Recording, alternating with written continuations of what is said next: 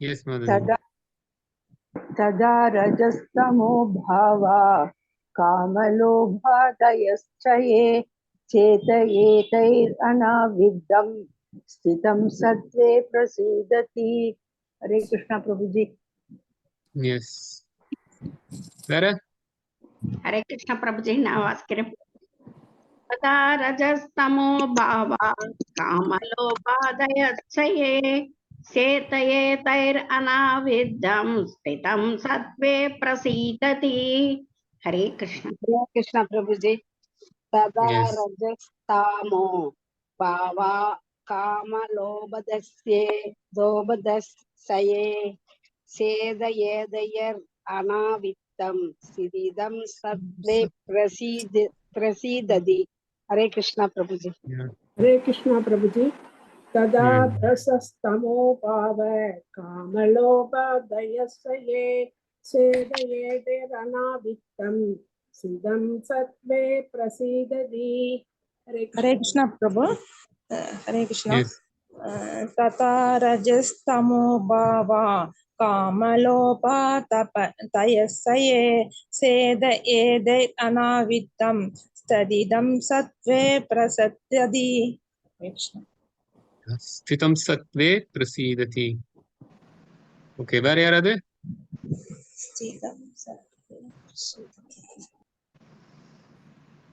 மொழிபெயர்ப்பு படிக்கவா பிரபுஜி? Okay, வார்த்தைக்கு வார்த்தை அர்த்தம்.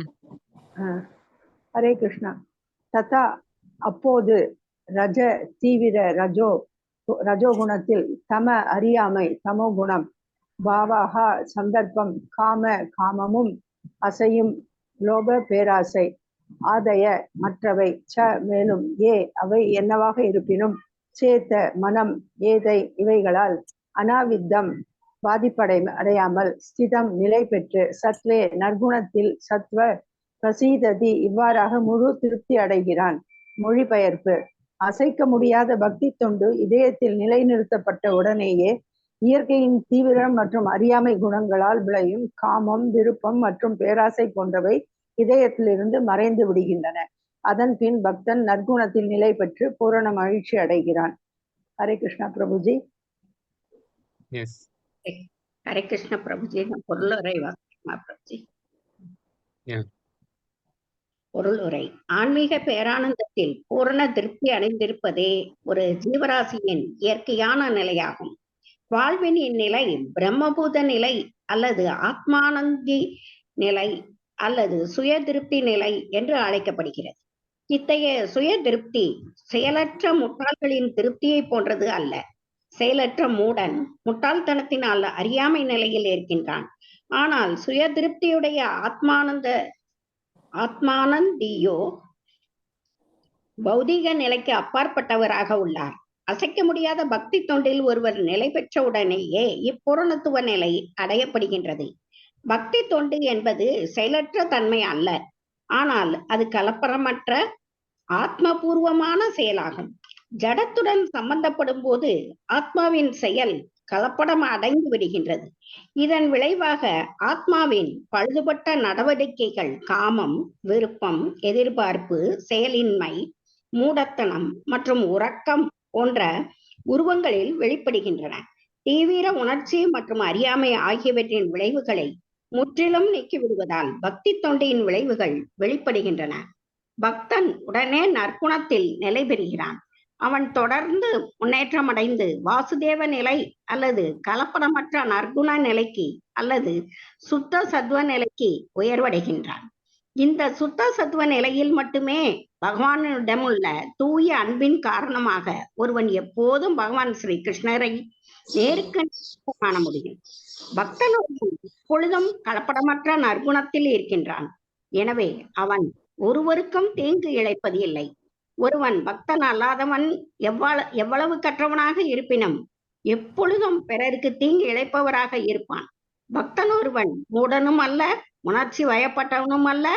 தீங்கு இழைப்பவர்களும் மூடர்களும் உணர்ச்சி வயப்பட்டவர்களும் புற ஆடைகளால் எவ்வளவுதான் தங்களை பக்தர்களைப் போல் காட்டிக்கொண்டாலும் அவர்களால் பகவானின் பக்தர்களாக இருக்க முடியாது. பக்தன் ஒருவன் எப்பொழுதும் பகவானின் எல்லா நற்குணங்களையும் கொண்டவனாக இருப்பான். இத்தகைய நற்குணங்களின் அளவில் வேறுபாடு இருக்கக்கூடும். ஆனால் தரத்தில் பகவானும் அவரது பக்தர்களும் ஒருவரே ஆவர். ஹரே கிருஷ்ணா. ஓம் ஞானாம் திமிராந்தஸ்ய ஞானஞ்சனசலாக்கயா சக்ஷுருன்மிலிதமேன தஸ்மை ஸ்ரீகுரவே நமः. முகம் கரோதி வாசாலம் பங்கும் லங்கயதே கிரிம் யத்கிருபாதமஹம் வந்தே ஸ்ரீகுரும் தீனதாரிணம். முகம் கரோதி வாசாலம் பங்கும் லங்கயதே கிரிம் யத்கிருபாதமஹம் பரமானந்தமாதவம். வந்தேஹம் ஸ்ரீகுரும் ஸ்ரீயுதபதகமலம் ஸ்ரீகுரும் வைஷ்ணவாம்ஸ்ச श्रीरूपं साग्रजातं सहगण रघुनाथान्वितं तं सजीवं साद्वैतं सावधूतं परिजनसहितं कृष्णचैतन्यदेवं श्रीराधाकृष्णपदान् सहगण ललिता श्रीविशाखान्वितांश्च नमो विष्णुपादाय कृष्णप्रेष्ठाय भूतले श्रीमते भक्तिवेदान्त स्वामिन्निति नामिने। नमस्ते सारस्वती देवे गौरवाणी प्रचारिणे निर्विशेष शून्यवादी पाश्चात्य देशतारिणे। जय श्री कृष्ण चैतन्य प्रभु नित्यानंद श्री अद्वैत गदाधर श्रीवासादि गौर भक्त वृंद। हरे कृष्ण कृष्ण कृष्ण हरे हरे, हरे राम राम राम हरे हरे। गुरु वैष्णव भगवान तीने स्मरण होय विघ्न विनाशन, अनायस होय निज वांछित पूरन। तदा रजस्तमो भावा कामलोभादयश्च ये चेतयेतैरनाविद्धं स्थितं सत्त्वे प्रसीदति। அசைக்க முடியாத பக்தி தொண்டு இதயத்தில் நிலைநிறுத்தப்பட்ட உடனேயே இயற்கையின் தீவிர மற்றும் அறியாமை குணங்களால் விளையும் காமம், விருப்பம் மற்றும் பேராசை போன்றவை இதயத்திலிருந்து மறைந்து விடுகின்றன. அதன் பின் பக்தன் நற்குணத்தில் நிலை பெற்று பூரண மகிழ்ச்சி அடைகின்றான். ஹரே கிருஷ்ணா. தொடர்ந்து ஸ்ரீமத் பாகவதம் கேட்கிறனாலையும் பகவானுடைய பக்தர்களுக்கு தொடர்ந்து சேவை செய்து கொண்டே இருக்கிறதுனாலையும் பக்தி தொண்டு ஹிருதயத்துல ஏற்படுது அப்படிங்கிறது நம்ம போன வாரம் பார்த்தோம். நம்மளுடைய ஹிருதயத்திற்குரிய ஏறக்குறைய எல்லா அமங்கலங்களும் போயிடும் அப்படின்னு போன ஸ்லோகம் சொல்லுச்சு. ஏறக்குறைய போயிடும் அப்படின்னா அப்போ இன்னும் ஏதோ கொஞ்சம் இருக்கிறது போல தெரியுது இல்லையா? இப்ப எல்லாருக்கும் ஒரு சந்தேகம் வருமே, அதெல்லாம் நம்ம பாகவதத்தை எப்பவுமே கேட்கிறோம், அதே போல பாகவதர்களுக்கு தொண்டு செய்யறோம் அப்படின்னா ஏறக்குறைய ஹிருதயத்துல உள்ள எல்லா அழுக்கும் போயிடும்னு சொல்றாங்க அப்படின்னா அப்ப முழுசா அழுக்கு போகாதா அப்படின்னா அதுக்குதான் இந்த ஸ்லோகம். ததா எதவர் ஒருவர் அப்படி பகவானுடைய லீலைகளை பாகவதத்தின் மூலமாகவும் பாகவதர்கள் மூலமாகவும் கேட்டு தொண்டு செய்து கொண்டிருக்கிறார்களோ அவருடைய ஹிருதயத்துல இருக்கக்கூடிய இந்த ரஜோகுணத்தினாலையும் தமோ குணத்தினாலையும் இருக்கக்கூடிய அந்த காமம் இல்ல லோபம், காம லோபாதயா, ஆதயா அப்படின்னா காம குரோத லோப மோக மதம் மாத்சரி இதெல்லாமே நிறைய இருக்கு இல்லையா? இதெல்லாம் போயிடும் அப்படிங்கிறது தான் இந்த ஸ்லோகம் சொல்ல வருது. போன ஸ்லோகத்துல இருந்து நம்ம இந்த செய்யறனாலேயே அது போயிடும், அப்படி செய்து கொண்டிருக்கிறனால என்னெல்லாம் இருக்கிற மாதிரி இருக்கோ அதுவும் போயிடும். போனக்கப்புறம் ஸ்திதம் சத்வே பிரசீததி, அதாவது அந்த சுத்த சத்துவம்னு சொல்லுவாங்க. சுத்த சத்துவ நிலைக்கு வரும்போது நம்முடைய ஹிருதயத்துல எந்த அழுக்கும் இருக்காது. சேத்த ஏத்தேர் அனாவித்தம், சேத்தனா ஹிருதயம், அனாவித்தம் அப்படின்னா ஆஹ் எந்த விதமான ஒரு கலக்கங்களும் இல்லாம இருக்கிறது. அனாவித்தம். எதையும் எப்படி மொழிபெயர்ப்பு செய்யப்பட்டிருக்கு அப்படின்னா, பாதிப்படையாமல். அப்ப நம்ம ஹிருதயத்துல இருக்கக்கூடிய அந்த மிச்ச மீதி அழுக்கு இருந்தா கூட தொடர்ந்து நம்ம கேட்டுட்டே இருக்கிறனால அந்த பக்தி தொண்டு நம்ம ஹிருதயத்துல வந்துருச்சு இல்லையா, அதற்கப்புறம் இருக்கக்கூடியதும் போயிடும். போனக்கப்புறம் நம்ம சத்து குணத்துல இருப்போம் அப்படின்னு சொல்லப்பட்டிருக்கு. இப்போ ஸ்ரீல பிரபுபாதர் இந்த ஸ்லோகத்துடைய பொருளுரையில ஆரம்பிக்கும் போது ஒரு ஜீவராசியுடைய உண்மையான ஒரு சூழ்நிலை என்ன அப்படின்னா ஆன்மீக ஆனந்தத்துல இருக்கக்கூடியது அப்படின்னு சொல்றாரு. ஆத்மானந்தா. ஆத்மானந்தா அப்படின்னா ஆத்மா கிட்டயே திருப்தி அடைகிறது. பொதுவா நம்ம எல்லாம் ஆத்மாக்கள். இப்ப நம்ம ஆத்மா இல்ல ஆன்மீகம் சம்பந்தப்பட்ட விஷயங்கள்ல மட்டும்தான் சந்தோஷம் அடைய முடியும். பௌதிகமான விஷயங்கள்ல சந்தோஷம் அடைய முடியாது. நமக்கு பௌதிகம்ங்கிறது இந்த உடல் தான். இப்போ இந்த உடலை திருப்தி பண்றதுனால நம்ம சந்தோஷம் அடைய முடியாது. ஆத்மாவை திருப்தி பண்றது அது பிரம்மபூத்த நிலைன்னு கிருஷ்ணர் கீதையில சொல்றார். பிரம்மபூத்த பிரசன்ன ஆத்மா. இப்ப நம்ம சந்தோஷமா இருக்கணும்னு நினைக்கிறோம். ஆனா அந்த சந்தோஷமான சூழ்நிலையே கிருஷ்ணர் கீதையில சொல்றார். பிரம்மபூத்த பிரசன்ன ஆத்மா. பிரசன்னா அப்படின்னா பிரசன்னமா இருக்கிறது. அஹ் நல்ல ஒரு புன்னகையோட இருக்குதுன்னு சொல்லுவாங்க. பிரசன்னமா வந்தாங்க. ரொம்ப பாக்குறதுக்கு ரொம்ப சந்தோஷமா அவங்க ஆனந்தமா இருந்தாங்க, பிரசன்னமா இருந்தாங்க அப்படின்லாம் சொல்லுவாங்க. இப்போ பிரசன்ன ஆத்மானா அப்படி ஆனந்தமா இருக்கக்கூடிய ஆத்மா. இந்த ஸ்லோகத்துல பிரசீததி, பிரசன்ன, பிரசீததி, திருப்தி அடைந்த, ஆனந்தம் அடைந்த, அதுக்கு எல்லாமே அந்த பிரசன்னம், பிரசீததி அப்படிங்கிற ஒரு சப்தத்தை பயன்படுத்துறோம். இப்போ பிரசன்ன ஆத்மா அப்படின்னா ரொம்ப ஆனந்தமா இருக்கக்கூடிய அந்த ஆத்மா. பிரம்மபூத்த பிரசன்ன ஆத்மா. பிரம்மபூத்த நிலையில மட்டும்தான் ஒரு ஆத்மா பிரசன்னமா இருக்கும். மத்த நிலையில பிரசன்னமா இருக்காது. மத்த நிலையில எல்லாம் அது அஹ், நிரானந்தமா இருக்கும். இல்ல துக்கத்துல இருக்கும். ஆத்மா தலத்துல இருக்கும்போது மட்டும்தான் அந்த ஆத்மா பிரசன்னமா இருக்கும். பிரம்மபூத்த பிரசன்னாத்மா ந சோச்சதி ந காங்க்ஷதி. இது கிருஷ்ணர் கீதையில சொல்றார். ஆம், பிரம்மபூத்த பிரசன்னாத்மா ந சோச்சதி ந காங்க்ஷதி சம சர்வேஷு பூத்தேஷு மத்பக்திம் லபதே பராம். அப்படிப்பட்ட அந்த பிரம்மபூத்தையில இருக்கும்போதுதான் ஒருத்தர் முழுமையா என்னுடைய பக்தி தொண்டுல ஈடுபடுகிறார் அப்படிங்கிறத கிருஷ்ணர் கீதையில சொல்றார். அந்த ஒரு சூழ்நிலையில ந சோச்சதி ந கங்ஷதி. அந்த பகவத்கீதையில உள்ள ஒரு ஸ்லோகம் இந்த ஸ்லோகம் நம்ம இன்னைக்கு பாக்குறதுக்கும் நிறைய மேட்ச் ஆறத பார்க்கணும். கிருஷ்ணர் சொல்றார் பிரம்மபூத்த நிலையில தான் ஒருத்தர் பிரசன்ன ஆத்மாவா இருக்க முடியுங்கிறார். இங்கேயும் ஸ்திதம் சத்வே பிரசீததி. அந்த சத்துவ குணத்துல இருக்கும்போது ஆனந்தமா இருக்க முடியும்னு சொல்லப்பட்டிருக்கு. அதே போல ந சோச்சதி நா காங்ஷதி. சோக்கமும் இருக்காது, காங்ஷதினா ஏக்கம். சோக்கமும் இருக்காது, ஏக்கமும் இருக்காதுன்னு இருக்கு. அதே போல இங்கேயும் நம்ம பாக்குறோம் காமலோபாதயஸ்சயே. இங்க காமலோபா ஆதயா அப்படின்னா அதேதான். இங்கேயும் அந்த சோகம் ஏக்கங்கள், லோபா அப்படிங்கிறது ஏக்கங்கள் பேராசைன்னு சொல்லலாம். இங்க லோபா அப்படிங்கிறது பேராசை அப்படின்னு தமிழ்ல மொழிபெயர்ப்பு செஞ்சிருக்காங்க. ஆனா ஆங்கிலத்துல ஸ்ரீல பிரபுபாதர் லோபா அப்படிங்கிறதுக்கு ஏக்கம்னு போட்டிருக்காரு. பொதுவா லோபா அப்படிங்கிறது பேராசைன்னு இருந்தா கூட ஏக்கம், ஏக்கங்கிறதும் ஓரளவு பேராசையோட ஒரு ஒட்டுன ஒரு வார்த்தையா இருந்தா கூட பட் இருந்தாலும் ஸ்ரீல பிரபுபாதர் லோபா அப்படிங்கிறது ஏக்கம்னு போட்டிருக்காரு. அப்போ ந சோச்சதி ந காங்ஷதி மத்பக்திம் லபதே பராம். இந்த ஸ்லோகம் அதுதானே சொல்லுது. யார் அசைக்க முடியாத பக்தி தொண்டு இதயத்தில் நிலைநிறுத்தப்பட்ட உடனேயே. பகவத்கீதையும் அதேதான் சொல்லுது. மத்பக்திம் லபதே பராம். எனக்கு யாரு உயர்ந்த பக்தி தொண்டுல ஈடுபடுகிறார்களோ அவர்களுக்கு இந்த காம குரோத லோப மோக மதம் ஆச்சரியம்லாம் போயிடும். அவங்க பிரம்மபூத்த பிரசன்ன ஆத்மாவா இருப்பாங்கன்னு சொல்றார். அதேதான் இங்க பாகவதமும் இருக்கு. பகவத்கீதை பாகவதம் எல்லாம் ஒரே விஷயத்தை தான் சொல்லுது. பகவத்கீதை ஆரம்ப நிலை ஒரு புத்தகம் அப்படின்னா அதை ரொம்ப விரிவுபடுத்தி பேசக்கூடியது இந்த ஸ்ரீமத் பாகவதமா இருக்கு.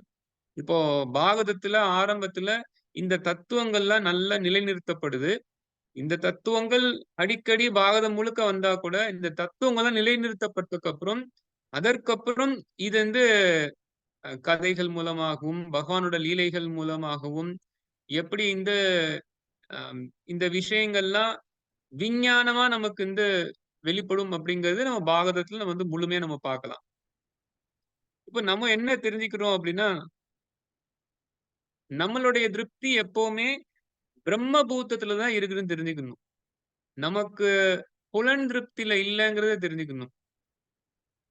எப்பவுமே நம்ம என்ன நினைக்கிறோம்னா, புலன்கள திருப்தி பண்றதுதான் வாழ்க்கையுடைய இன்பம். அதுதான் நமக்கு வேணும்னு நினைச்சிட்டு இருக்கோம்.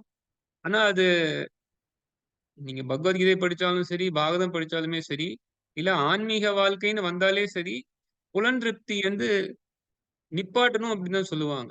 இன்ஃபாக்ட் யோகாவுடைய ஆரம்பமே பார்த்தீங்கன்னா, யோக இந்திரிய சம்யம. இந்த காலத்துல யோகா அப்படின்னா, அது நம்ம உடல நல்லா பராமரிக்கிறதுக்கான ஒரு கலை அப்படின்னு நெனைக்கிறாங்க. ஆனா யோகாவோட அர்த்தம் அது கிடையாது. யோகா அப்படின்னா, பகவானோட இணையறதுக்கான ஒரு வழிமுறை. அது பக்தி யோகமா இருக்கலாம், ஞான யோகமா இருக்கலாம். இல்ல பொதுவா யோகா அப்படிங்கிறது அஷ்டாங்க யோகம்னு சொல்லக்கூடிய அந்த ஆசனங்கள் எல்லாம் வைத்து சொல்லக்கூடியது யோகா அப்படின்னு நம்ம சொல்றோம். பட் யோகா அப்படின்னா பகவானோட இணையக்கூடியது. இல்ல நம்ம நெறைய ஆசனங்கள்லாம் இருக்கு. அந்த ஆசனங்கள்லாம் நம்ம செய்றோம். நம்ம அம் சிரசாசனம்னு இருக்கு. இல்ல கமலாசனம் அப்படின்னு சொல்லி இருக்கு. நம்ம பிராணாயாமம்லாம் செய்றோம். இந்த மாரி அ யம, நியம இதெல்லாம் எதுவுமே கண்டுக்கிடாம, வெறுமனே ஆசனங்கள் செய்து கொண்டு, பிராணாயாமம் செஞ்சு கொண்டு, நம்மளுடைய உடல் நலத்த நம்ம மட்டும் பார்க்கிறது யோகா கிடையாது. அது ஒரு ஜிம்னாஸ்டிக்ஸ்ன்னு நம்ம சொல்லிக்கலாம். இல்ல உடல பராமரிக்கிறதுக்கான ஒரு உடற்பயிற்சின்னு சொல்லிக்கலாமே தவிர, அது யோகான்னு சொல்ல முடியாது. அப்படி உண்மையிலேயே ஒருத்தர் யோகா செய்யணும் அப்படின்னா, யோகாவுடைய பர்ப்போஸ் என்ன அப்படின்னா, பகவானோட இணையறது தான். அந்த யோகாவோட ஆரம்பத்திலே யோக இந்திரிய சம்யமான்னு இருக்கு. இந்திரிய சம்யமம்னா இந்திரியங்கள வெல்றது. இந்திரியங்கள வெல்லாம யாருமே வெற்றி அடைய முடியாது யோகால. பொதுவா எல்லாருமே யோகா பயிற்சி செய்றாங்க. யோகால வெற்றிடும்னு நெனைக்கிறாங்க. அது பக்தி யோகமா கூட இருக்கட்டும், இல்ல அஷ்டாங்க யோகமா கூட இருக்கட்டும், இல்ல ஆன்மீக வாழ்க்கைனாலும் சரி, எந்த ஒரு ஞான மார்க்கமா கூட இருக்கட்டும், முதல்ல வெற்றி அப்டின்னா நம்ம இந்திரியங்கள வெற்றி கொள்ளணும். இந்திரியங்கள வெற்றி கொள்ளாதவன் யாரையும் வெற்றி கொள்ள முடியாது. இல்ல ஒருத்தன் வெளிப்புறத்துல எவ்வளவோ பெரிய பெரிய நபரா இருந்திருக்கலாம். ஆனா இந்திரியங்கள வெற்றி கொள்ளல அப்டின்னா, ரொம்ப அற்பமான ஒரு மனிதனா தான் கருதப்படுவான். எஸ்பெஷலி ஆன்மீக தளத்திலருந்து பார்க்கும்போது, அ நம்ம உண்மையிலேயே ரொம்ப பெரிய ஆளா இருக்கலாம். பட் இந்திரியங்கள கட்டுப்படுத்தல அப்டின்னா, அது ரொம்ப ஒரு ஒரு ஒரு அவலமான ஒரு நிலை தான். சம்டைம்ஸ் நம்ம பார்க்குறோம். ரொம்ப ஒரு பிரபலமான ஒரு ராஜா சீசர் அப்டின்னு சொல்லுவாங்க. ஜூலியஸ் சீசர் அப்டின்னு. பட் அப்படிப்பட்ட ஜூலியஸ் சீசர் கூட ஒரு ஒரு பெண் கிட்ட மயங்குனாங்க. கிளியோபட்ராட்ட மயங்குனாங்க அப்படின்னு சொல்லி தான் நம்ம கதை பார்க்குறோம். அப்போ இவ்ளோ பெரிய ராஜாவா இருக்கலாம். பட் இருந்தாலும் தன்னோட புலன்கள கட்டுப்படுத்த முடியாம அவர் ரொம்ப பெரிய ஒரு ராஜாவா இருந்தா கூட, ஒரு அழகான ஒரு பெண்மணிட்ட மயங்குனார் அப்படின்னு தான் நம்ம பார்க்குறோம். எனக்கு தெரிஞ்சு நம்ம ஒரு 2 நாள் வகுப்பு முன்னாடி கூட நமக்கு இருக்கக்கூடிய புலன்கள் இந்த ஒவ்வொரு புலன்களுக்கும் அ ஒவ்வொரு விலங்கு ஒரு உதாரணமா வைத்துக்கொண்டு, எப்படி அந்தந்த புலன்கள வைத்துக்கொண்டு இருக்கக்கூடிய விலங்குகள் கூட புலனின்பத்துல மூழ்கி தன்னோட வாழ்க்கையவே அது தியாகம் பண்ணிடுது அப்படின்னு சொல்லி பார்த்தோம். நம்ம பார்த்தோம் எப்படி ஒரு நாக்குக்கு அடிமையா இருக்கக்கூடிய அந்த ஒரு மீன், ஒரு மீனவன் ஏதாவது ஒரு இரைய தூக்கி போடுறான் அப்படின்னா, அந்த தூண்டில்ல அது நாக்குக்கு அடிமைப்பட்டு அந்த தூண்டில்ல இருக்கக்கூடிய அந்த உணவ சாப்பிட போய் கடைசி அது சிக்கிக்கிட்டு கடைசி உயிர விடுது அப்படிங்கிறத பார்த்தோம். இப்போ அந்த நாக்குக்கு அடிமையா இருக்கக்கூடிய அந்த மீனுக்கு அந்த இந்திரியத்த வெற்றி கொள்ள முடியாதனால மரணம் வருது. நாக்குங்கிறது அதுவும் ஒரு இந்திரியம். இந்திரியம் அப்டின்னா அது ஒரு புலன். இந்திரியங்கள்னா நம்ம கிட்ட இருக்கக்கூடிய கண்ணு, காது, மூக்கு, செவி, நாக்கு இதெல்லாமே இந்திரியங்கள் தான். நமக்கு தசேந்திரியங்கள்னு சொல்லி 10 இந்திரியங்கள் இருக்கு. அதுல 5 இந்திரியங்கள் நமக்கு ஞானத்தை குடுக்கக்கூடிய இந்திரியங்கள். இந்த இந்திரியங்கள் வைத்துக்கொண்டு தானே நம்ம நல்லா சுகபோகத்த அனுபவிச்சுட்டு இருக்கோம். இப்ப இந்திரியங்கள் எதுக்கு இருக்கு அப்டின்னா, நல்ல சுகத்த அனுபவிக்கிறதுக்காகத்தான் இருக்கு. அத நினைத்துக் கொண்டு தான் நம்மலாம் அனுபவிக்க நெனச்சுட்டு இருக்கோம். ஆனா இந்த இந்திரியங்கள நம்ம வெல்லல அப்டின்னா, நம்ம நெனைக்கிறோம் இந்த இந்திரியங்கள வைத்துக்கொண்டு நம்ம அனுபவிக்கலாம் அப்படின்னு. ஆனா இந்த இந்திரியங்கள் நம்மள கீழே தள்ளுது அப்படிங்கறது நம்ம வந்து உணர்றதே கிடையாது. அதுக்குதான் சாஸ்திரங்கள்ல இந்த உதாரணம்லாம் கொடுக்கப்பட்டிருக்கு பாத்தீங்களா? மீனுக்கு நாக்குன்னு ஒரு பவர்ஃபுல்லான ஒரு இந்திரியம் இருக்கு. அந்த நாக்க கட்டுப்படுத்த முடியாதனால அது தன்னோட உயிரையே இப்படி விட்டுடுச்சு அப்படிங்கிறது உதாரணம். அதே போல ஒரு மான் இருக்கு. மானுக்கு நல்ல ஒரு காது. ரொம்ப சக்தி வாய்ந்த ஒரு காது. அதுக்கு ஒரு இனிமையான ஒரு மியூசிக்னா அதுல போய் மயங்கிடும். நல்ல ஏதாவது ஒரு பாடல் சுவையா, இனிமையா கேக்குதுன்னா, மான் மயங்கி போய் எங்க போறோம்னு தெரியாம அந்த பாடல் நோக்கியே போயிடும். அதனாலதான் இந்த வேடவன் நல்ல ஒரு இனிமையான ஒரு ஓசையெல்லாம் எழுப்பி, நல்ல ஒரு புல்லாங்குழல வாசித்து, அந்த புல்லாங்குழல் இசையில அப்படியே மயங்கி போயி, அந்த மான் வாட்டுல அந்த வேடன் நோக்கியே வந்துடும். அப்புறம் அந்த வேடன் ரொம்ப எளிமையா அந்த மான் வீழ்த்தி கொன்னுடுவான். அப்போ இந்த மான் தன்னுடைய காது கேட்டல்ல ரொம்ப ஒரு வீக்னஸ். அதனால அது மரணத்தை எய்துது அப்படிங்கிறது பார்க்கிறோம். அதே போல கண்ணுக்கும் ஒரு உதாரணம் நல்லா இந்த இந்த பூச்சிகளா இருக்கு. நம்ம அது என்ன பூச்சின்னு நம்ம பார்த்தோம். போன வாரம் நம்ம பார்த்தோமே. விட்டி பூச்சின்னு நினைக்கிறேன். சோ இந்த பூச்சிகள் அக்னிய நோக்கி போய் அந்த அக்னிக்குள்ள விழுந்து தன்னோட உயிரை விட்டுருச்சு. அதுக்கு பார்வைன்னா ரொம்ப பிடிக்கும். நல்ல வெளிச்சமான ஒரு விஷயம் அப்படின்னா அதுக்கு நல்ல ஒரு புலன் திருப்தி அது. இப்ப எனக்கு இந்த புலன் திருப்தி வேணும்னு சொல்லி அது நேர அக்னி ஜுவலத்திலே போய் அந்த விட்டி பூச்சிகள்லாம் தன்னோட உயிரை விடுது அப்படிங்கறத நம்ம பார்க்கிறோம். இப்போ தன்னுடைய கண் அப்படிங்கிற அந்த இந்திரியத்தை வெற்றி கொள்ள முடியாம அதுவும் உயிரை விடுதுங்கிறத நம்ம பார்க்கிறோம்.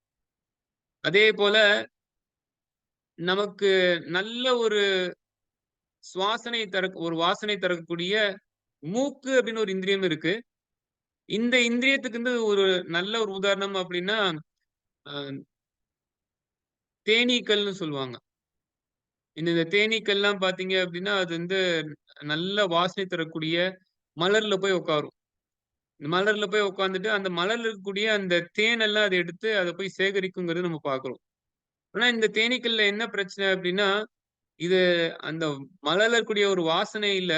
அந்த மலர்லயே போய் அதுக்குள்ள இருக்கக்கூடிய அந்த தேனை உரியிற நேரத்துல சம்டைம்ஸ் சில பூக்கள்லாம் பாத்தீங்க அப்படின்னா அது திறக்கும் மூடும், திறக்கும் மூடும்.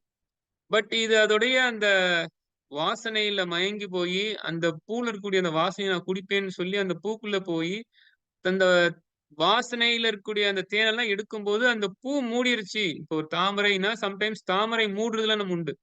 தாமரை நல்லா திறக்கும் அப்புறம் மூடும் இந்த மாதிரிலாம் இருக்கும்.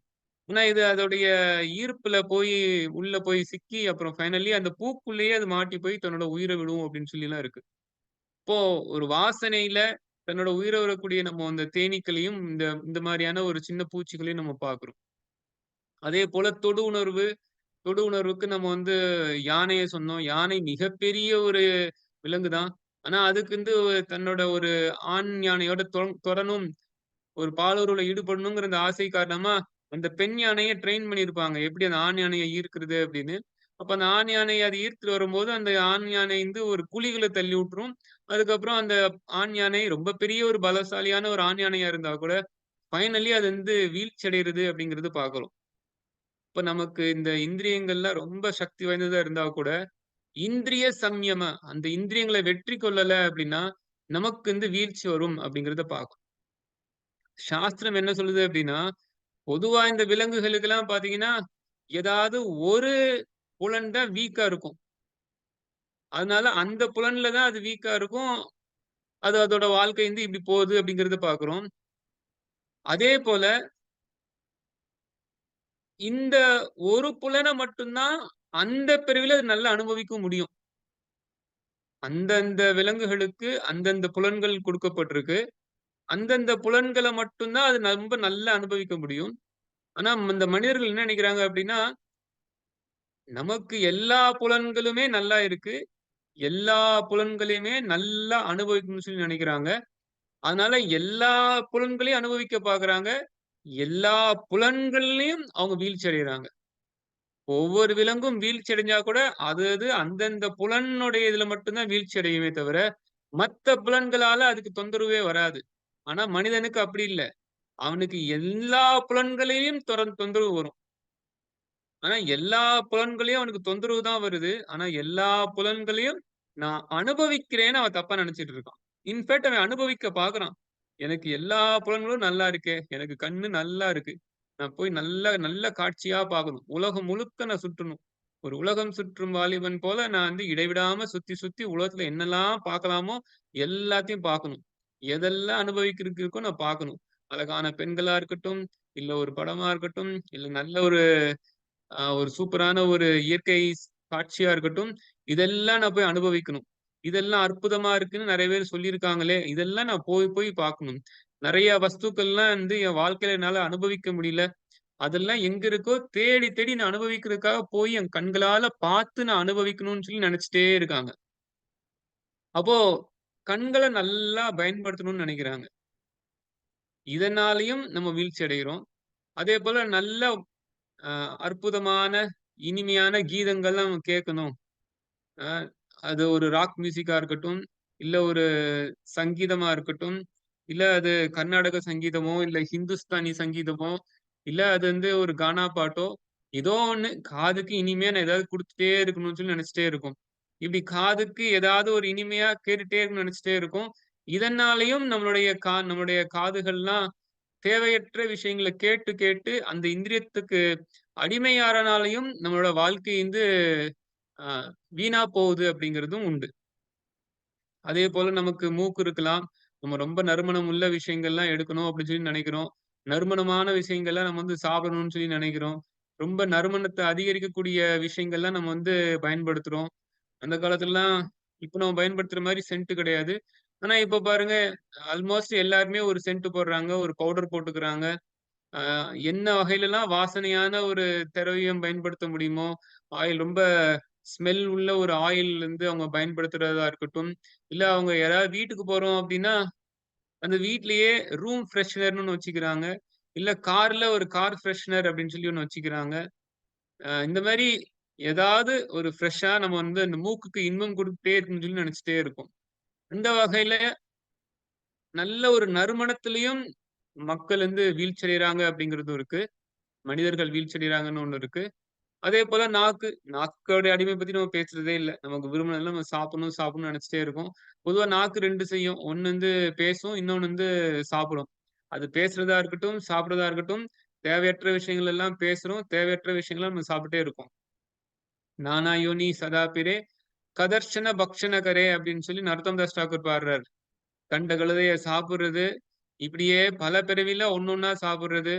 ஒவ்வொரு பிறவிலயும் விசேஷமான வஸ்துக்கள் சாப்பிடக்கூடாத வஸ்துக்கள் எல்லாம் சாப்பிடுறது. கண்டதெல்லாம் சாப்பிடுறது அப்படின்னா, நம்ம வந்து அம் மலத்த கூட நம்ம வந்து சாப்பிடத்தான் செய்றோம். இந்த பிறவில நம்ம சாப்பிடலனா கூட, வேற ஒரு பிறவில நம்ம மலத்த கூட நம்ம சாப்பிட்டுருக்கோம். இப்படி நம்ம வந்து புலன்களுக்கு வந்து அடிமையாயிட்டோம் அப்படின்னா, எத எதையோ நம்ம சாப்பிட்டுட்டே தான் இருந்திருக்கோம் அப்படின்னு சொல்லி நரோத்தம் தாஸ் தாக்கூர் வந்து சொல்றாரு. அதேபோல தொடு உணர்வு. நமக்கும் நெறைய இந்த காம இச்சைகள்லாம் இருக்கு. நமக்கும் பாலுறவுல ஈடுபடணுங்கிற அந்த ஆசை இருக்கு. இதன் காரணமா நெறைய தொந்தரவுகள் வருது. நெறைய வியாதிகள் வருது. இன்ஃபாக்ட் யாரெல்லாம் இந்த புலன் திருப்தியில இருக்காங்களோ, இப்போ ஒரு மீனோ, இல்ல ஒரு மானோ, இல்ல ஒரு யானையோ, இல்ல அந்த பூச்சிகளா இருக்கட்டும், அதெல்லாம் அந்தந்த புலன்கள்ல மாட்டிக்கொண்டு அதோட உயிர விடுது அப்படிங்கிறது பார்க்கிறோம். மனிதர்கள்ல அவங்க அப்படி அந்த மாரி ஒரு உயிர விடுறது போல நமக்கு வந்து தெரியலையே! அப்படின்னு நம்ம நெனச்சா கூட, அந்தந்த புலன்கள் வந்து நம்ம அந்தந்த புலன் திருப்தியோட நம்ம வந்து ஈடுபடும்போது, நம்மளுடைய மனித பிறவியுடைய மிகப்பெரிய முக்கியத்துவத்த நம்ம இழந்துர்றோம். இப்ப யாராவது அந்த புலன்கள திருப்தி பண்ணணும்னு நெனைக்கிறாங்க அப்படின்னா, அது எந்த அளவுக்கு அவங்கள வந்து அம் மனித வாழ்க்கையின் குறிக்கோள் வந்து அடையாம விட பண்ணுது அப்படிங்கிறத நம்ம யோசிக்கிறதே கிடையாது. அதனால தான் மனித வாழ்க்கையிலருந்து எல்லாருமே அவங்களுடைய எல்லா புலன்கள்னாலயும் நல்லா அனுபவிக்கலாம்னு நெனைக்கிறாங்க. ஆனா உண்மையிலே இந்த எல்லா புலன்களாலயும் அவர்கள் தோற்கப்படுகிறார்கள் அப்படிங்கிறது தான் முக்கியம். பரோபாவஸ்தாவத் அபோதஜாத யாவன்ன ஜிஞ்ஞாசத ஆத்ம தத்துவம் அப்படின்னு சொல்லி பாகவதம் சொல்லுது. பரோபாவஸ் அபோதஜாத நம்மளோட மனித பிறவி வந்து தோற்கடிக்கப்படுதான். நம்ம இப்படி வந்து புலன் திருப்தியிலே ஈடுபடுறனால. அதனால மனித வாழ்க்கையோட குறிக்கோள் வந்து இந்த புலந்திருப்தி கிடையாது. இந்த ஸ்லோகம் சொல்றது போல ஆத்மானந்த. நம்ம வந்து ஆத்மானந்த இதுதான் நம்ம வாழ்க்கையோட குறிக்கோள். நம்ம வந்து அறியாமையில நம்ம வந்து புலன்கள திருப்தி பண்றதா நம்ம நினைச்சுட்டே இருக்கோமே தவிர, ஆத்மாவ திருப்தி பண்றதா வாழ்க்கையோட குறிக்கோள் அப்படின்னு சொல்லி நம்ம வந்து நினைக்கிறதே இல்ல. இப்படிப்பட்ட அந்த ஆத்மாவ திருப்தி பண்றதுக்கான ஒரு ப்ராசஸ் தான் இந்த பக்தி தொண்டு. பக்தி தொண்டு தான் அந்த ஆத்மானந்த நிலையை நமக்கு குடுக்குது அப்படின்னு இந்த ஸ்லோகம் சொல்லுது. இப்ப இந்த ஸ்லோகம் வந்து என்ன சொல்லுதுன்னா, பொருளுரையில சொல்றார். எவன் ஒருவன் வந்து எதையும் எதிர்பார்க்காம பக்தி தொண்டுல ஈடுபடுகிறானோ, இல்ல எவன் ஒருவன் வந்து ஆ காமம், குரோதம், ஏக்கம், ஆசைகள், அ எந்த விதமான செயலற்றிருக்கக்கூடிய ஒரு நிலை, இல்ல தூக்கம், முட்டாள்தனம் இதெல்லாம் கைவிடுகிறானோ, அப்போ அவன் வந்து ஸ்திதம் சத்வே பிரசீததி. அந்த வசுதேவ சத்து நிலையில இருக்கான் அப்படின்னு சொல்லி சொல்லப்பட்டிருக்கு. இப்ப என்ன சொல்ல வருதுன்னா, நம்ம வந்து காமம், நமக்கு விருப்பங்கள், ஏக்கங்கள், செயலற்ற தன்மைகள், முட்டாள்தனம், அ தூக்கம், சோம்பல் இதெல்லாம் ஆன்மீக வாழ்க்கையில நமக்கு எக்காரணத்துக் கொண்டும் இருக்கவே கூடாது. இது எல்லாமே சத்துவ குணத்துல இருக்கக்கூடிய விஷயங்களே கிடையாது. ஆ ததா ரஜஸ் தமோபாவா. ரஜோகுணம், தமோகுணத்துல உள்ளவங்க தான் இந்த மாரி காமத்தினாலயும், விருப்பத்தினாலயும், அ இல்ல ஏக்கத்தினாலயும், இல்ல முட்டாள்தனத்தினாலயும், செயலற்ற தன்மையினாலயும், தூக்கத்தினாலயும் இருப்பாங்க. தமோ குணத்துல இருக்கிறவங்களுக்கு தூக்கம்னா பிடிக்கும். அதேபோல தமோ குணத்துல இருக்கிறவங்களுக்கு சிந்தனை அப்படிங்கிறதே அவங்களுக்கெல்லாம் வராது. சத்துவ குணத்துல இருக்கும்போது தான் ஒருத்தவங்களுக்கு வந்து புத்தி வேலை செய்யும். அ தமோ குணத்துல இருக்கிறவங்களுக்கு வந்து புத்திய பயன்படுத்தணுங்கிறதே வராது. இன்ஆக்டிவிட்டி செயலற்ற தன்மை அப்படின்னா, அது வந்து தமோ குணத்துல இருக்கிறவங்க அப்படிதான் இருப்பாங்க. சோ இந்த விஷயங்கள் எதுவுமே நமக்கு ஆன்மீக வாழ்க்கையில பக்திங்கிற பாதைக்கு வராது அப்படின்னு சொல்லி இந்த ஸ்லோகம் சொல்லுது. அப்போ இந்த யோக இந்திரிய புலன்கள கட்டுப்படுத்துறதுங்கிறது ஒரு முக்கியமான ஒரு விஷயமா இருக்கு. இன்ஃபாக்ட் நீங்க சாஸ்திரத்துல பார்த்தீங்க அப்படின்னா, ஆ ஸ்ரீல பிரபுபாதர் வந்து இந்த ஸ்லோகத்த அடிக்கடி சொல்லுவார். ம்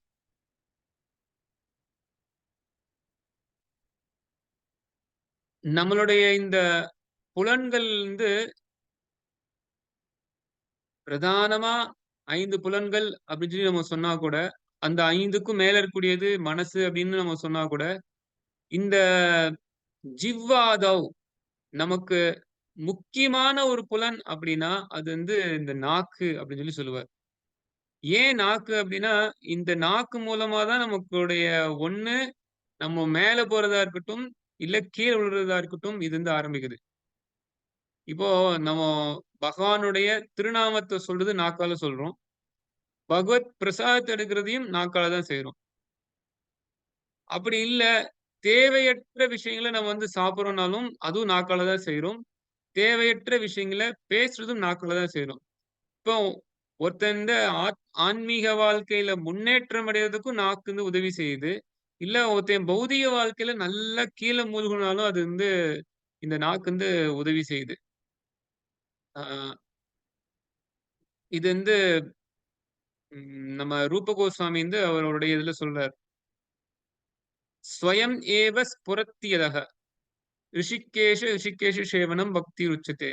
அவர் சொல்றார், எவர் ஒருவர் வந்து தன்னுடைய நாக்க வைத்துக்கொண்டு பகவானுடைய தொண்டுல ஈடுபடுகிறாரோ, அவர் வந்து அ அவர்ட்ட இருக்கக்கூடிய எல்லா விதமான பௌதிக அடையாளங்கள கைவிட முடியும் அப்படின்னு சொல்லி அவர் வந்து சொல்றார்.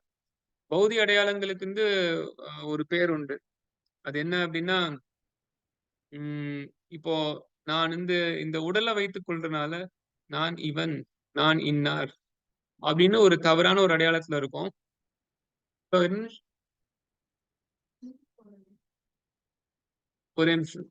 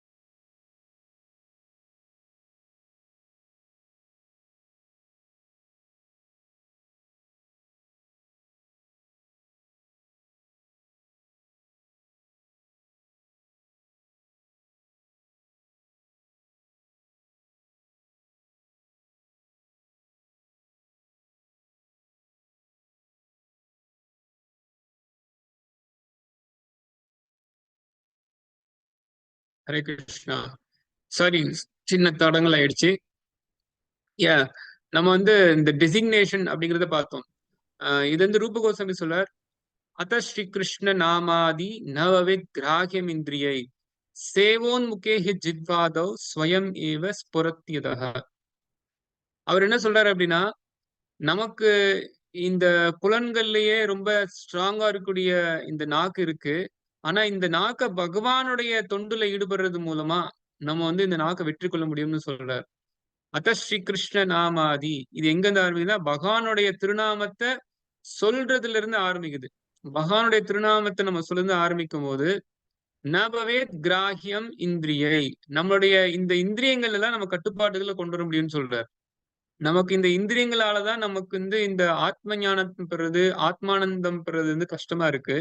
ஆனா எவர் ஒருவர் வந்து பகவானுடைய நாமத்தை சொல்ல ஆரம்பிக்கிறாரோ அப்போ அவர் இந்த இந்திரியங்களை கட்டுப்படுத்த முடியும்னு சொல்றார். சேவோன் முகேஹி ஜிவ்வாதவ், இப்படி இந்த புலன்கள் மூலமா பகவானுக்கு நம்ம தொண்டு செய்றோம் அப்படின்னா அப்போ நம்ம வந்து இந்த புலன்கள் வந்து வெற்றி கொள்ள முடியும் அப்படிங்கிறத ரூப கோஸ்வாமி சொல்றாரு.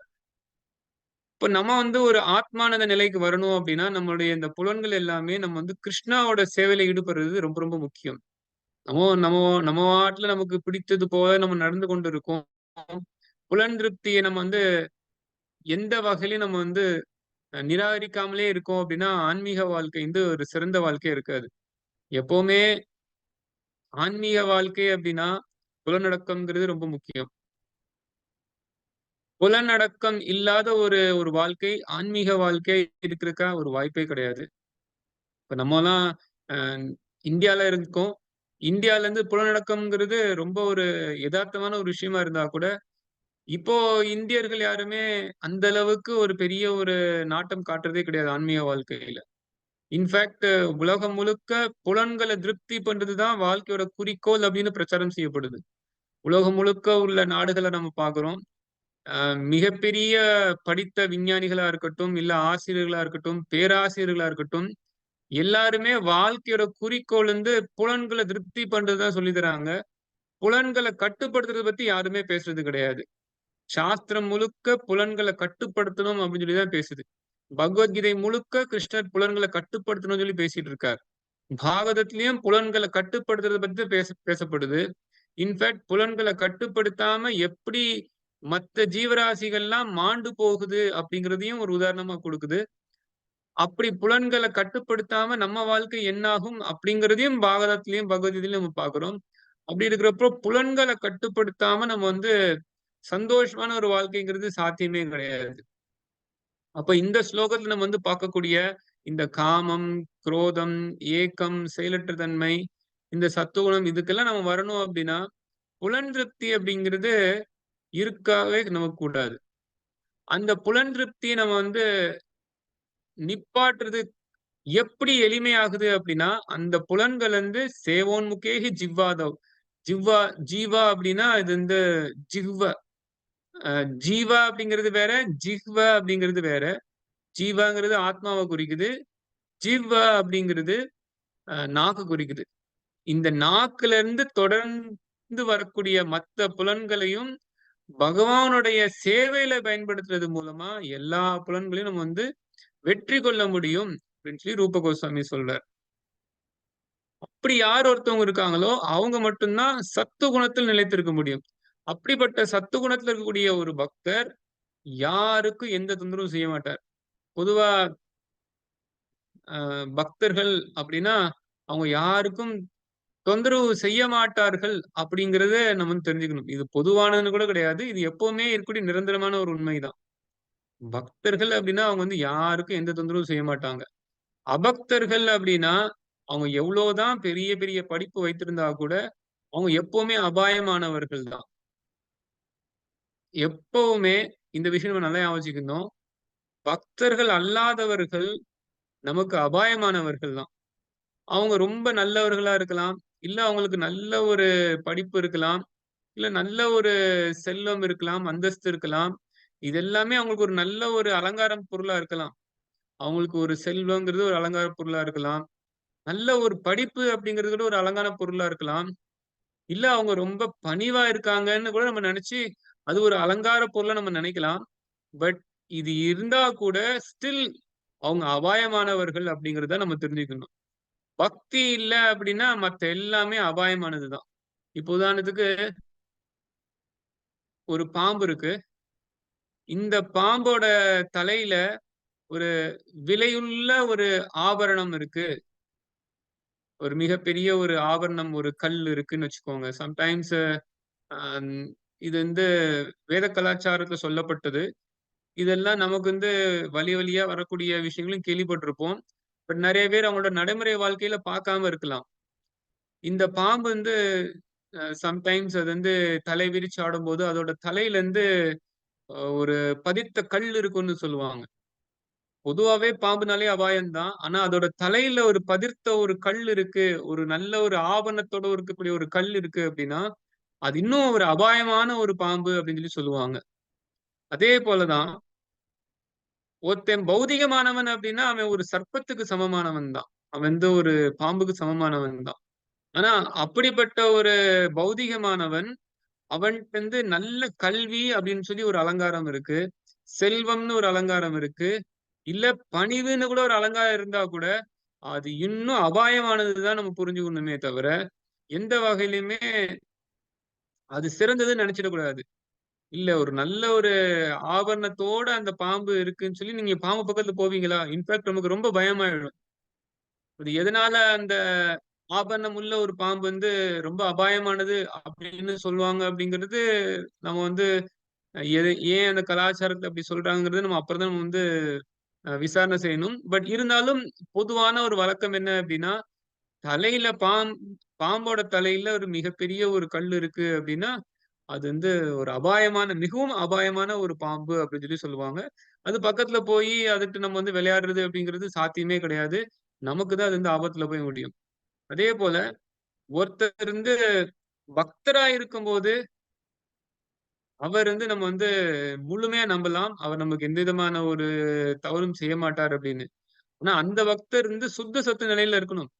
அவர் வந்து அந்த அளவுக்கு முதிர்ச்சி அடையாத ஒரு பக்தர் அப்படின்னா, நம்ம அவர் எந்த அளவு இருக்காரோ, அந்த அளவுக்கு தான் நம்ம வந்து எதிர்பார்க்க முடியும்.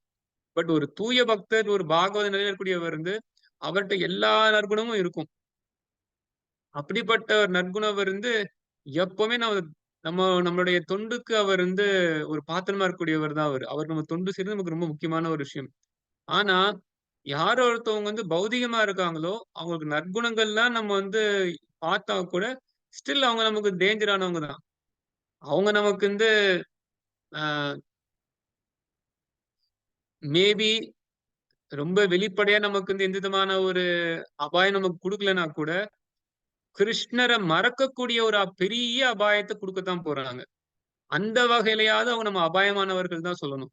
இல்லங்க நம்ம அவருக்கு நமக்கு எதுவும் அவங்க எந்த விதமான ஒரு அ சிரமமான ஒரு விஷயங்கள் செய்றது கிடையாது. நமக்கு ஏதாவது ஒரு தீங்கு விளைவிக்கிறாங்கன்னா, அதுவும் எதுவுமே கிடையாது. நமக்கு வந்து நம்மள காயப்படுத்துறாங்கல்ல எதுவுமே கிடையாது. அப்படின்னு நம்ம நெனச்சா கூட, ஸ்டில் அவங்க கிருஷ்ணருக்கு பக்தி பண்ணாதனால, அவர்களுடைய சங்கம் மூலமா நம்ம கிருஷ்ணர மறக்கக்கூடிய ஒரு சூழ்நிலை வரும்போது, அது மிகப்பெரிய அபாயம் தானே நமக்கு செய்றாங்க. சம்டைம்ஸ் நெறைய பேருக்கு வந்து தன்னுடைய சொந்தக்காரங்க, நண்பர்கள் அவங்க மேல அவங்களுக்கு ஒரு பெரிய ஒரு பிரீத்தி இருக்கலாம். பயிற்சி பண்ணக்கூடிய பக்தர்களுக்கே பார்த்தீங்கன்னா, நண்பர்கள் மேல ஒரு பிரீத்தி இருக்கும். உறவினர்கள் மேல ஒரு பிரீத்தி இருக்கும். அவங்களலாம் அசத் சங்கம்னு சொல்லி அவங்கள கைவிடுறது அவங்களுக்கு கொஞ்சம் கஷ்டமா இருக்கும். பொதுவா நம்ம வந்து அசத் சங்க தியாகாத் ஏ வைஷ்ணவ ஆச்சாரா. ஒரு அசத் சங்கம்னா நம்ம வந்து கைவிடணும் அப்படின்னு சொல்லி சாஸ்திரம் சொல்லுது. ஆனா, இவங்கலாம் என்னோட நண்பர்கள் ஆச்சே. இவங்கள எப்படி நான் அசத் சங்கம்ன்னு நான் கைவிட முடியும்? என்னுடைய உறவினர்கள் ஆச்சே, நான் எப்படி கைவிட முடியும்? அப்படின்னு சொல்லி நம்ம நினைக்கலாம். சம்டைம்ஸ் அந்த உறவினர்கள், நண்பர்கள் எனக்கு அப்படி ஒண்ணும் காயப்படுத்த மாட்டாங்களேன்னு கூட நம்ம நினைக்கலாம். பட் அவங்களுடைய சங்கம் காரணம் நம்மள கிருஷ்ணர மறக்கக்கூடிய ஒரு சூழ்நிலை கொண்டு வர்றாங்கனாலே, அது நமக்கு அப்ப அவங்க அபாயம் செய்றாங்க தானே அர்த்தம். இன்ஃபாக்ட் நமக்கு உடலை யாராவது காயப்படுத்தினா கூட அது அபாயம் கிடையாது. ஆனா கிருஷ்ணர மறக்க வைக்கிறாங்க அப்படின்னா, அது மிகப்பெரிய ஒரு அபாயம். அந்த அபாயத்த ஏற்படுத்துறாங்க அப்படின்னா, அப்போ நம்ம வந்து அவங்கள நம்ம அபாயம் குடுக்குறோம்னு சொல்லாம நம்ம என்னன்னு சொல்ல முடியும்? ஸோ அப்படிப்பட்ட நபர்கள்ட்ட நம்ம எப்பவுமே நம்ம வந்து கவனமா தான் இருக்கணும். அவங்கள்ட்ட நற்குணமே இருந்தா கூட, நமக்கு அவங்க சொந்தக்காரங்களா இருந்தா கூட, ஸ்டில் நம்ம அவங்கட்ட வந்து கவனமா நடந்து கொள்ளணும் அப்படிங்கிறதையும் நம்ம வந்து பார்க்கணும். இப்ப இந்த ஸ்லோகத்துல இருந்து ஸ்திதம் சத்வே பிரசீதத்தின்னு ஒண்ணு இருக்கு. அதோட அந்த அர்த்தத்தை மட்டும் பார்த்து நம்ம வந்து வகுப்பை முடிச்சுக்கலாம். ஸ்திதம் சத்வே பிரசீதத்தி, இது ஸ்ரீமத் பாகவதத்துல இருந்து இந்த சுத்த சத்துவத்தை பத்தி 2வது காண்டத்துல ரொம்ப அருமையான விளக்கங்களோட பார்ப்போம். ஐ திங்க் இது 2வது அத்தியாயம் நினைக்கிறேன். ஸ்திதம் சத்வே பிரசீதத்தி வசுதேவ சப்திதம் சப்தம் விஷுத்தம் வசுதேவ சப்திதம் அப்படின்னு சொல்லி வரக்கூடிய ஒரு ஸ்லோகம். அதாவது யார் ஒருவர் பகவான் வாசுதேவருக்கு தொண்டு செய்கிறாரோ அவர் வசுதேவ நிலையில இருக்கிறார் அப்படின்னு சொல்லி அர்த்தம். அதாவது வசுதேவ நிலை அப்படிங்கிறது, வசுதேவர்னா வேற, வாசுதேவர்னா வேற. வசுதேவ அப்படின்னா எந்த விதமான ஒரு பௌதிக குணங்களும் இல்லாத ஒரு நிலைக்கு வசுதேவ நிலைன்னு பேரு. வசுதேவ நிலை அப்படின்னா எந்த விதமான பௌதிக குணமும் இருக்கக்கூடாது, சத்துவ குணம் கூட அதுல இருக்காது, எந்த விதமான ஒரு கலக்கமான ஒரு குணங்களும் அதுல இருக்காது, கலக்கமான பௌதிக குணங்களும் அதுல இருக்காது. அது சுத்த சத்துவத்துல இருக்கும். சுத்த சத்துவம் அப்படின்னா சத்துவத்துக்கும் மேல, அப்படின்னா நம்ம ரஜோ தமோ குணம் கூட அதுல இருக்காது. அப்படி அந்த வசுதேவ நிலையில இருக்கும்போது மட்டும்தான் நம்ம பகவான் வந்து நேருக்கு நேரா பார்க்க முடியும், தூய பக்தி தொண்டில் பண்ண முடியும். மற்ற நிலையில நம்ம வந்து இந்த நிலையில இருந்து கொண்டு அந்த உயர்ந்த நிலையை நோக்கி போறதுக்காக நம்ம வந்து பயிற்சி செய்யக்கூடிய நிலையில இருக்கும். ஆனா ஒரு பக்தர் இருந்து, உண்மையிலேயே ஒரு பக்தர் இருந்து பாகவதத்தை தொடர்ந்து கேட்டுட்டே இருக்கார், பாகவதர்களுக்கு தொடர்ந்து பக்தி பண்ணிட்டே இருக்காரு அப்படின்னா அவர் ஹிருதயத்தில் இருக்கக்கூடிய எல்லா அனர்த்தங்களும் கொஞ்சம் கொஞ்சமா போய் இறுதியில அவர் அந்த வசுதேவ நிலைக்கு வருவார். அந்த வசுதேவ நிலையில வரும்போது நேருக்கு நேரா பகவான முகத்தோரன் முகமா அவரை பார்க்க முடியும். இது வந்து பிரேமாஞ்சன சுரித்த பக்தி விலோச்சனேன சந்த சதைவ ஹிருதயேஷு விலோகயந்தி எம் ஷியாமன் சுந்தரம் அச்சிந்திய குணஸ்வரூபம் கோவிந்தம் ஆதி புருஷம் தமகம் பஜாமி. பிரம்ம சமிதையில பிரம்மா சொல்ற, பகவான் மேல அப்படி யாருக்கு தீவிரமான ஒரு அன்பு தொண்டு இருக்கோ, அப்படிப்பட்ட ஒரு அன்பு தொண்டுல இருக்கும்போது மட்டும்தான் பூர்ணமா நம்ம வந்து பகவான் ஷியாம சுந்தரரை நம்ம வந்து பார்க்க முடியும். இப்படிப்பட்ட அந்த அன்பின் காரணமா தன்னுடைய ஷியாம சுந்தர ரூபத்தை வந்து வெளிப்படுத்தக்கூடிய கோவிந்தருக்கு என்னுடைய நமஸ்காரங்கள் அப்படின்னு சொல்லி பிரம்மா சொல்றார். அந்த தூய அன்பு நிலைக்கு ஒருத்தர் வரணும் அப்படின்னா தொடர்ந்து பக்தி தொண்டுல ஈடுபடணும், பகவானுடைய திருநாமத்தை சொல்லணும், ஸ்ரீமத் பாகவதத்தை கேட்கணும், பாகவதர்களுக்கு தொண்டு செய்யணும். இது இது எல்லாமே பொதுவா நம்ம வந்து பக்தி பண்ணுங்க, நாமத்தை சொல்லுங்க, பாகவதம் வந்து படிங்கன்னு நம்ம சொல்றோம். பட் இதை படிக்கிறதுக்கான ஒரு விளைவு வந்து புலனடக்கமாகவும் இருக்கும். இப்ப நம்ம வந்து புலனடக்கத்தை பற்றியும் பேச வேண்டியதா இருக்கு. ஏன் அப்படின்னா புலனடக்கத்தை பத்தி நம்ம பேசல அப்படின்னா அப்போ புலன்களை திருப்தி பண்றது ஒரு தனியான பாதை, அதுக்கும் பக்திக்கும் சம்மந்தம் நினைச்சிடக்கூடாது. யார் ஒருத்தவங்க வந்து நேச்சுரலா கிருஷ்ணருடைய இந்த பக்தி தொழில் ஈடுபடுறாங்களோ அவங்களுக்கு புலனை திருப்தி பண்ணுங்கிற அந்த ஆசையே போயிடும். அதுதான் உண்மை. இப்ப நம்ம இதை பத்தி பேசணும் கூட ஒரு அவசியமே கூட இருக்காது. சம்டைம்ஸ் நம்ம பேசவே வேண்டி இருக்கும், ஆனா நமக்கு நல்லதுதான் அது. ஏன்னா பேசல அப்படின்னா அப்போ அது ஒண்ணு இருக்குங்கிறது தெரியாம போயிடும். சம்டைம்ஸ் பேசணும் அப்படின்னா ஒருத்தவங்க அப்படி செஞ்சா கூட இதெல்லாம் செய்யக்கூடாதுன்னு நம்ம தெரிஞ்சுக்கிடுவோம். பட் யார் ஒருத்தவங்க வந்து கிருஷ்ணருக்கு பக்தி பண்றாங்களோ உண்மையிலேயே அவங்களுக்கு புலன்களை திருப்தி பண்ணுங்கிற அந்த ஆசையே போயிடும். எதுக்குடா நான் தேவையற்ற விஷயங்களை பாக்குறது, ஊர்வலத்துல சுத்தி பார்த்து நமக்கு என்ன வரப்போகுது, நமக்கு ஃபைனலே பகவானுக்கு பக்தி பண்றதுதான் முக்கியம். அது வந்து நம்ம அவரோட நாமத்தை சொல்றதுலயும் பகவத்கீதை பாகவதம் இந்த மாதிரி விஷயங்கள்லாம் கேட்கறதுலதான் இருக்கு. நம்ம அதுலயே ஈடுபட்டா என்னன்னு சொல்லி விட்டுடுவோம். நமக்கு எதுக்கு இந்த தேவையற்ற இந்த புலன்கள் எல்லாம் திருப்தி பண்ணிட்டு இருக்கணும், நமக்கு எதுக்கு தேவையற்ற விஷயங்களை கேட்கணும், நமக்கு இந்த பாகவதம் பேசக்கூடிய இந்த வகுப்பை நம்ம வந்து அட்டன் பண்ணாலே நமக்கு போதுமே. அதே போல நம்ம எதுக்கு தேவையற்ற விஷயங்கள்லாம் சுவைக்கணும், பகவத் பிரசாதத்தை மட்டும் நம்ம எடுத்தா போதுமே அப்படின்னு சொல்லி இயற்கையிலே நம்ம புலன்கள் கட்டுப்பாட்டுக்கு வந்துடும். யார் ஒருத்தவங்க பக்தி தொண்டுல ஈடுபடுறாங்களோ அவங்களுக்கு வந்து இயற்கையாகவே புலன்கள் எல்லாம் கட்டுப்பாட்டுக்கு வந்துடும். நம்ம வந்து ஆர்டிபிஷியலா பண்ணணும் கூட அவசியமே கிடையாது. நேச்சுரலாவே அவங்களுக்கு புலனடக்கம் வந்துடும். அது வந்து இந்த பக்தியோடைய ரொம்ப உயர்ந்த ஒரு குணம் அது. ஆட்டோமேட்டிக்கா பகவானுடைய கிருபையினால நமக்கு இந்த புலனடக்கம்ங்கிறது நமக்கு ரொம்ப எளிமையாவே அது வந்துடும். இது எல்லாமே பக்தியுடைய ஒரு ப்ராடக்ட்ஸ்.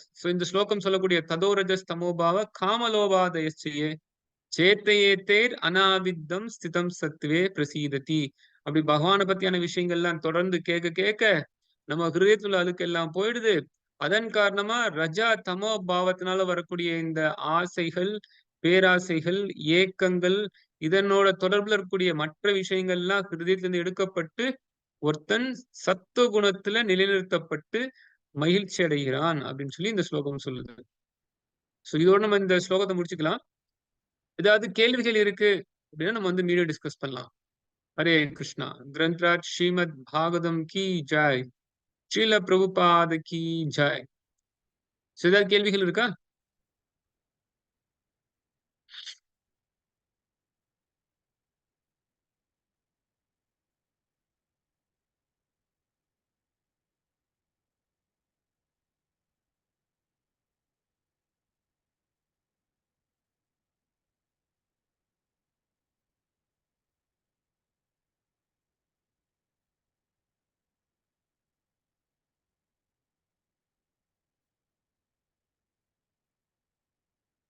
ஹரே கிருஷ்ணா. ஏதாவது கேள்விகள் இருந்தா பார்க்கலாம், இல்லைன்னா நம்ம வந்து வகுப்பு முடிச்சுக்கலாம்.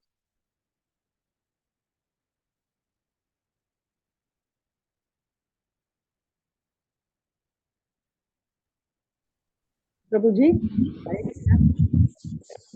எஸ். யா, அன்மியூட் பண்ணிட்டாங்களா?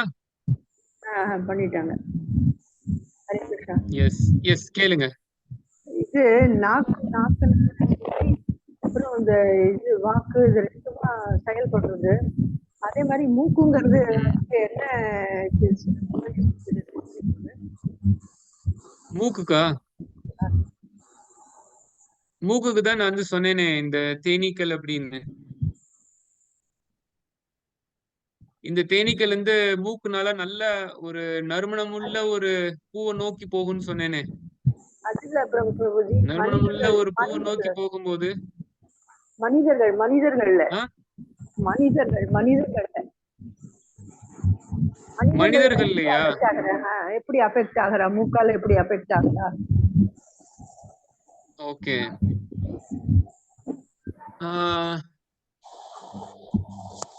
மூக்கால அஃபெக்ட் பண்றாங்க. மேபி நான் உங்களுக்கு சில உதாரணங்கள் கொடுத்தேன். நம்ம எப்பவுமே நம்மள வந்து ஒரு வாசனையான ஒரு இடத்துல நம்ம வைத்துக்கணும்னு நினைக்கிறோம் சொல்லி கார் ஃப்ரெஷ்னர் யூஸ் பண்றோம், ஹவுஸ் ஃப்ரெஷ்னர் யூஸ் பண்றோம்னு சொன்னேன் ஆர்டிபிஷியலா. இதெல்லாம் ஒரு பெரிய ஒரு தவறுன்னு கிடையாது. பட் நம்ம மூக்குக்கு திருப்தி பண்றதுல தானே இதெல்லாம் ஈடுபடுத்துறோம். பொதுவா நமக்கு இயற்கையான ஒரு காற்று வீட்டுல இருந்தா நமக்கு போதும் தான். நம்ம குளித்தாலே நமக்கு ஓகே தான். ஆனா நமக்கு குளித்தா நமக்கு வந்து அதுல உள்ள ஒரு சோம்பேறித்தனம் காரணமா நம்ம வந்து நிறைய என்ன சொல்லலாம், ஒரு சென்ட் போடுறது. நமக்கு சென்ட்டுங்கிறது தேவை அப்படின்னா அது தேவையே இல்லையே.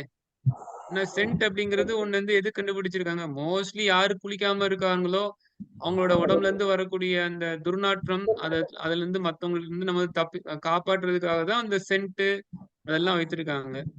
இல்ல சம்டைம்ஸ் நிறைய பவுடர்ஸ் எல்லாம் இருக்கு நம்ம உடம்புல, நம்ம முகத்துல போடக்கூடிய பவுடர்ஸ் எல்லாம் இருக்கு. அதுலயும் நிறைய ஒரு ஃப்ராக்ரன்ஸ் இருக்கும்.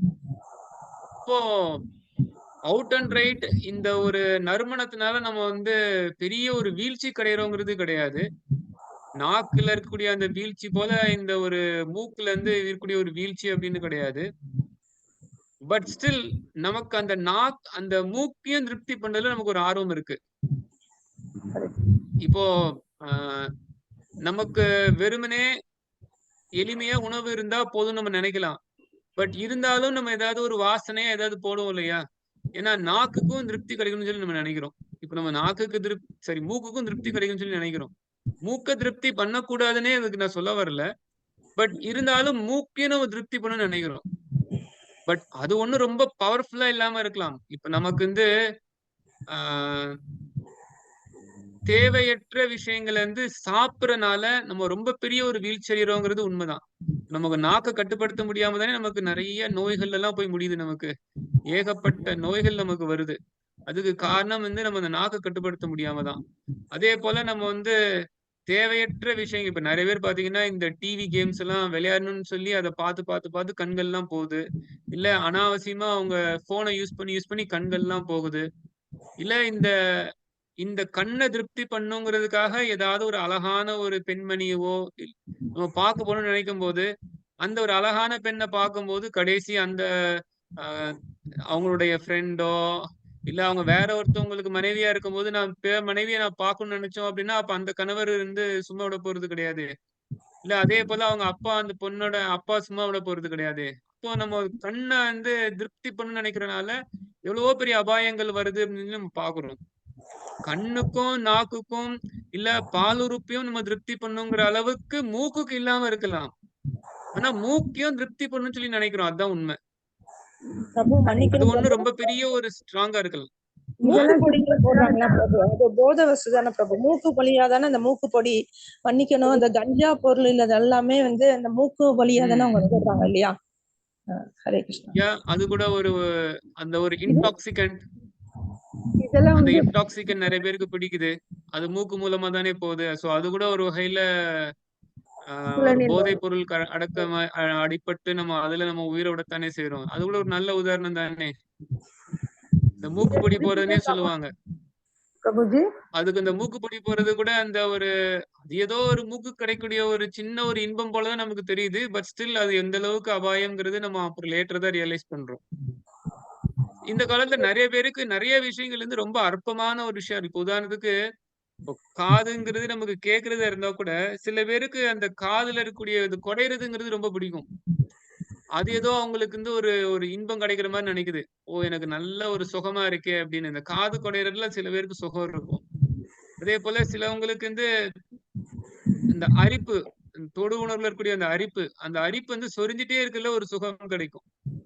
இந்த மாரி அ இந்த வகையிலயோ ஏதோ ஒரு வகையில நமக்கு இந்த புலன்களை எப்ப பார்த்தாலும் தொந்தரவு பண்ணி அவங்களுக்கு ஏதாவது ஒரு இன்பம் குடுக்கணும்னு நினைச்சிட்டே இருக்கும். பொதுவா சாஸ்திரம் என்ன சொல்லுதுன்னா, நம்மளுடைய புலன்கள் எந்த புலனா வேணா இருக்கட்டும். கண்ணு, காது, மூக்கா இருந்தா கூட, அத கொஞ்சம் சகிச்சு கூட வைக்கணுமா. டாலரேட் பண்ணிரணுமா. நமக்கு வந்து ஒரு அரிப்பு வருது அப்டின்னா, அந்த அரிப்பு எப்படியாவது நம்ம பொறுத்துக்கணும்.